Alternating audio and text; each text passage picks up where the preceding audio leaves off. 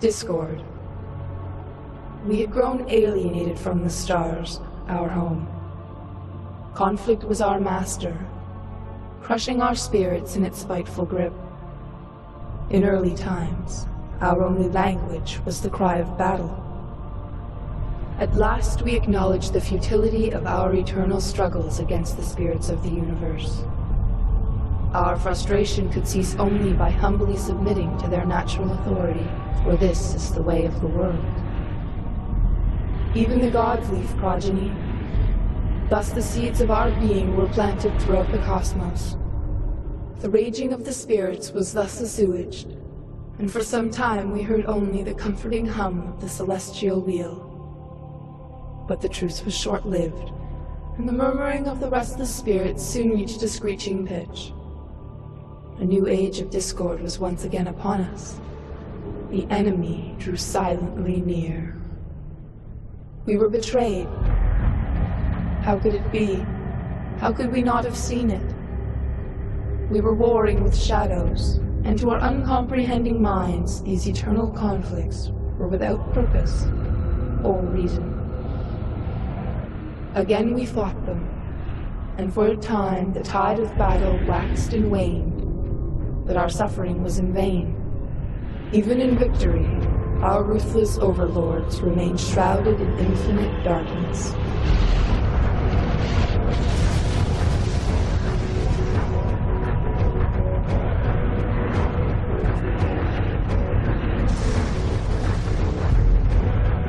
Out of the ashes that had once been our empire, our sole source of hope remained blessedly intact.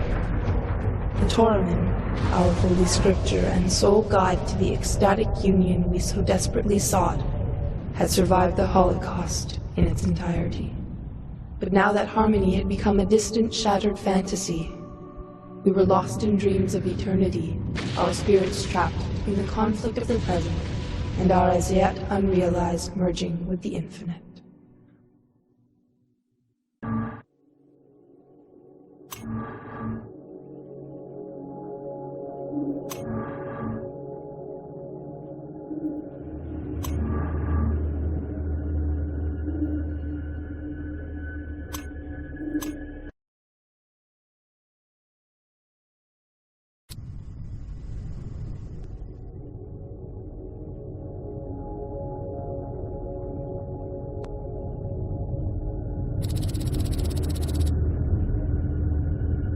The mystic Theseus once stated that those who glide upon the wind often surpass the storm. These words now affected us deeply, as we had finally found our refuge.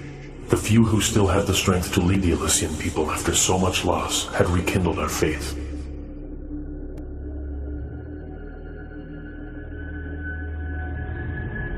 At last, we were home. A small moon orbiting the planet Aknos would be the site of our rebirth. The air slightly singed our lungs, but we were able to accept the discomfort. This was, after all, our new Alyssian.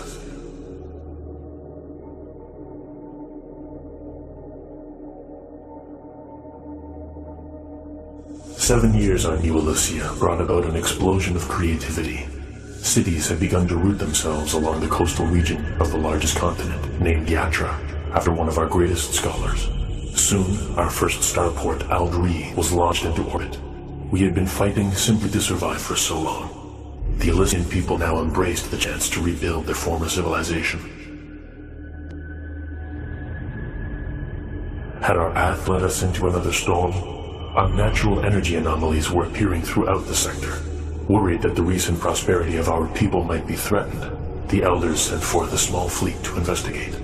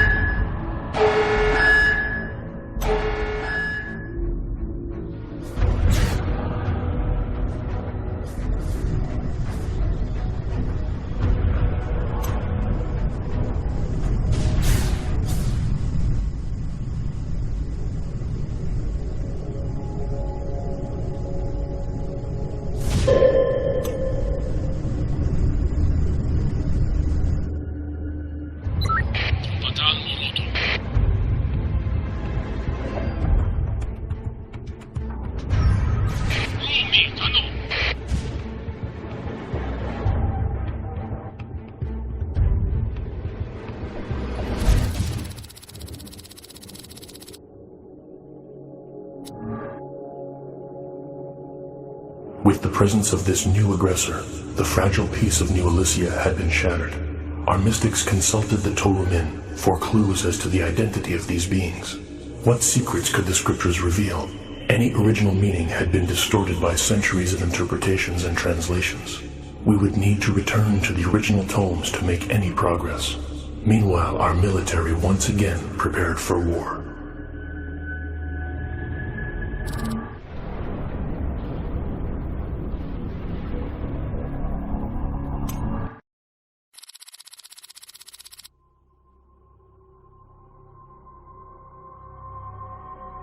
It was called Onaran's irony. Any race intent on peace would never avoid conflict. We had underestimated the alien threat, and we began to see evidence that this system was completely infested. There were scholars among us who blamed this new struggle on the Alyssian people. Surely the aliens had detected the weapons on our fighters, and were merely defending their sector. New Alysia had everything needed to sustain us, but she was sorely lacking in the materials required to construct our defense fleet. If we were to have any hope of surviving the onslaught, we would need to find an alternate solution. We sent out our first service ships, praying that there would be enough out there to keep us alive.